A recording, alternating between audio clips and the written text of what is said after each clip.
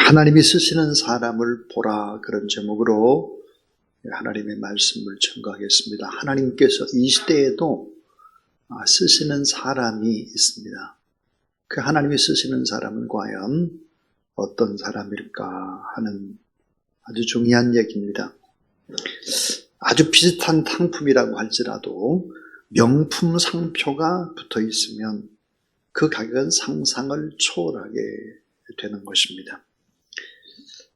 똑같은 모자라도 별이 붙어 있다면, 만약에 장군의 모자에 별이 붙어 있다고 한다면 그것은 이등병이 쓴 모자와는 상상할 수가 없습니다. 일반 병사는 별이 붙은 모자에게 쉽게 접근할 수가 없기 때문이죠. 우리는 원래 대단한 존재가 아니었습니다. 우리는 부족하고 연약한 그런 존재였죠. 그러나 하나님의 아들 예수 그리스도의 이름이 우리에게 붙여지면 우리는 좀 다릅니다. 그것은 영광스러운 하나님의 나라, 또 하나님의 자녀가 되기 때문에 그렇습니다. 자, 하나님은 이 시대에 어떤 사람을 쓰실까? 어떤 자녀들을 위대한 사람으로 쓰실까 하는 얘기입니다. 그 첫 번째 하나님이 쓰시는 사람은 꼭 이런 사람들입니다. 실패해본 사람을 쓰신다 하는 것입니다. 긴 시간 동안 실패의 경험을 맛본 사람, 이런 사람을 하나님이 쓰신다. 이 세상은 성공한 사람들이 베풀고 실패한 자가 도움을 받습니다. 지적으로 뛰어난, 뭔가 공부도 많이 한 사람이 무지한 사람들을 가르치고 도울 수 있습니다. 또 가진 자가 나누어주고 없는 자는 수혜자가 되는 것이죠. 그러나 하나님의 나라는 반대입니다. 정반대의 현상이 하나님 나라에 일어나죠. 자, 실패를 경험한 자가 성공한 자를 오히려 위로해 주는 것입니다. 가난한 자가 가진 부자를 또 위로해 줍니다. 상처를 많이 경험한 그런 종이 바로 권세 있는 주인을 위로해 줍니다. 이게 하나님의 나라입니다. 그러니까 하나님의 나라는 먼저 실패나 또 아픔이나 역경이나 고통이나 이런 것들을 먼저 경험하지 않으면 안 되는 것입니다. 그래서 사도 바울이나 또 베드로나 마가 요한이나 다윗이나 모세나 여호수아나 야곱이나 모두 다 실패는 성공의 어머니죠. 실패 그 자체는 쓰지만 그 열매는 달다, 우리가 잘 아는 격언입니다. 그러니까 결국은 실패는 성공의 밑거름처럼 하나님이 사용한다는 것이죠. 오늘 빌립보 4장 12절에 보니까 이렇게 얘기를 합니다. 나는 비천에 처할 줄도 알고 풍부에 처할 줄도 알아. 모든 일 곧 배부름과 배고픔과 풍부와 궁핍에도 처할 줄 아는 일체의 비결을 배웠다 그랬습니다. 뭘까요?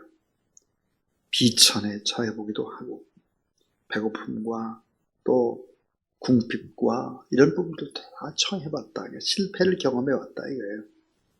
실패를 경험해봤기 때문에 결국은 자족이 무엇인지를 배우고 실패한 자를 위로할 수 있다는 것이죠.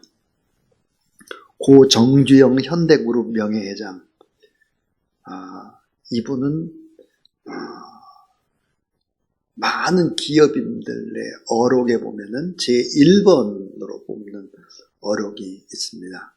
그게 바로 이런 얘기라고 해요. 이봐, 해봤어? 일하다가 실패해봤어? 이 말이 1번이라고 해요. 어록에 꼽는 것 가운데. 그분은 이런 말을 했습니다. 해보지 않고 안 된다 하지 말고 끊임없이 도전하고 혁신하면 성공을 이뤄낼 수 있다.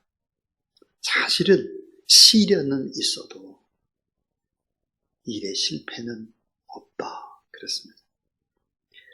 한미약품을 세운 임성기 회장은 이런 얘기를 했습니다.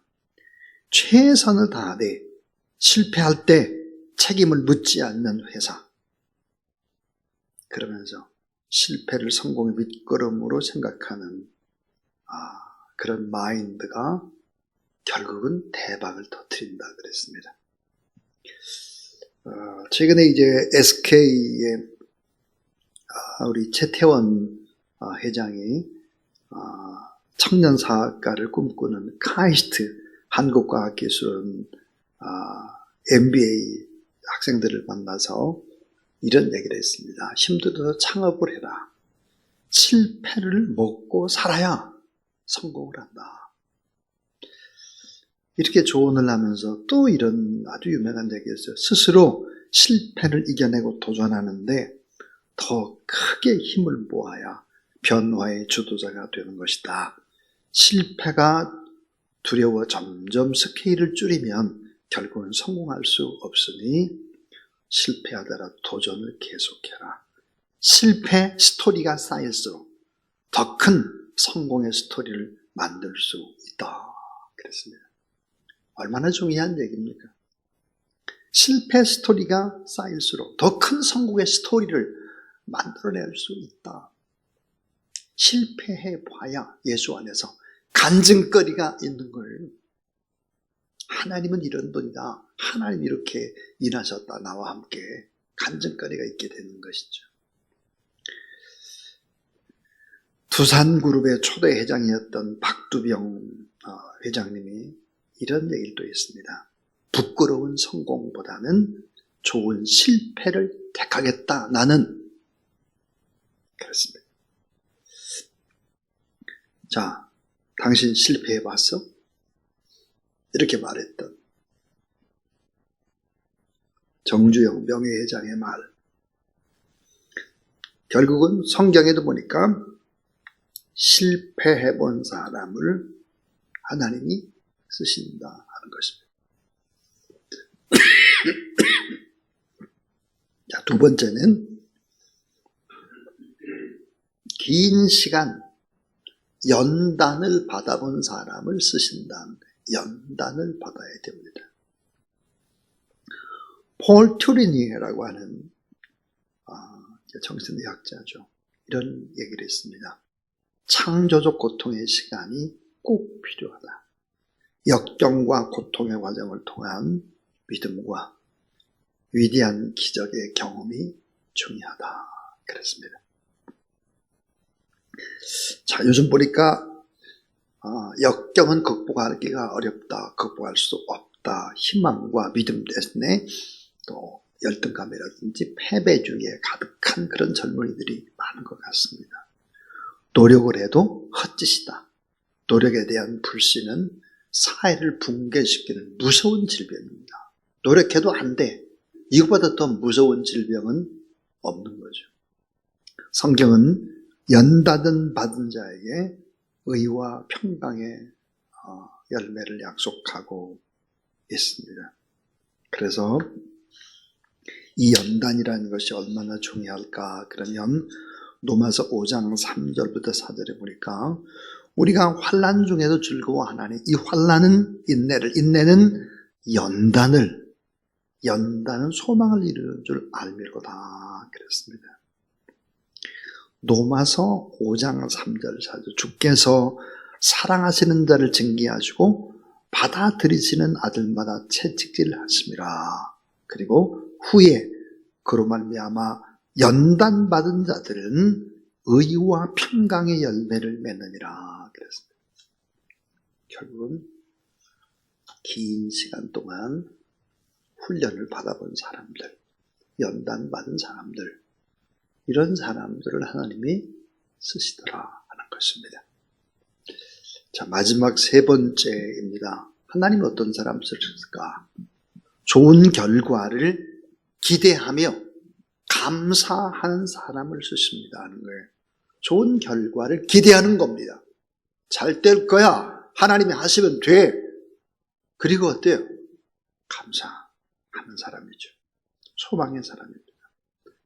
욥은 좋은 결과를 기대하면서 감사 찬송합니다. 요셉은 좋은 결과를 기대하면서 꿈꾸고 또 하나님 앞에 말씀에 긴 시간 동안 연단을 받죠. 다니엘 좋은 결과를 기대하면서 기도하고 감사한 찬송을 합니다. 시편 50편 23절 감사로 제사를 드리는 자가 나를 영화롭게 하리라 그랬습니다.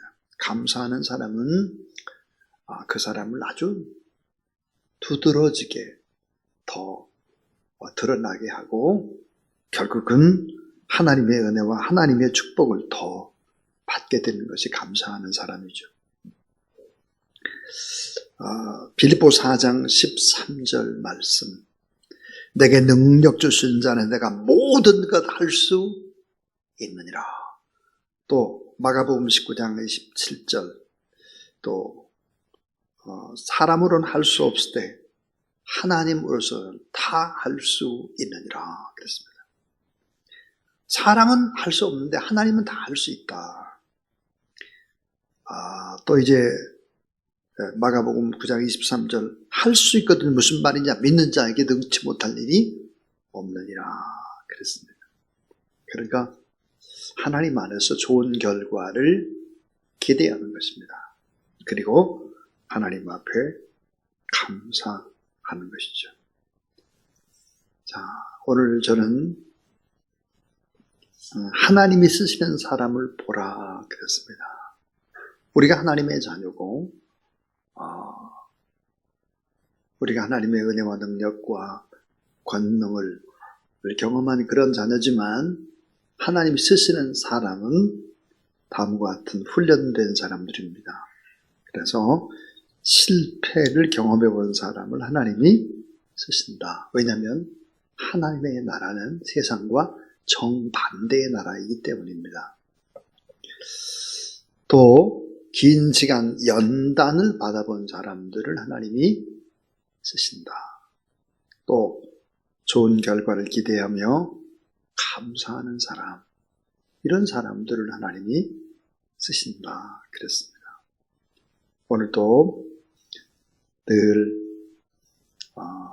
내가 지금 하나님 앞에 쓰임받기 위해서 또 연단되고 훈련받는 이런 과정이다 이렇게 생각하고 믿음의 거룩한 길을 걸어가는 그런 저와 여러분 우리 모두 다 될 수 있기를 주님의 이름으로 축원합니다.